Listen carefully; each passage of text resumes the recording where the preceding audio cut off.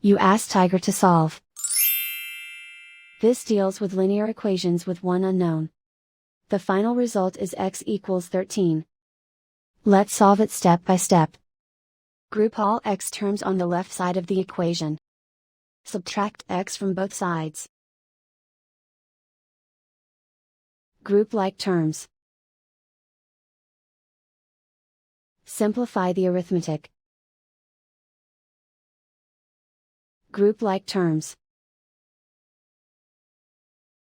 Simplify the arithmetic. Group all constants on the right side of the equation. Add 5 to both sides. Simplify the arithmetic.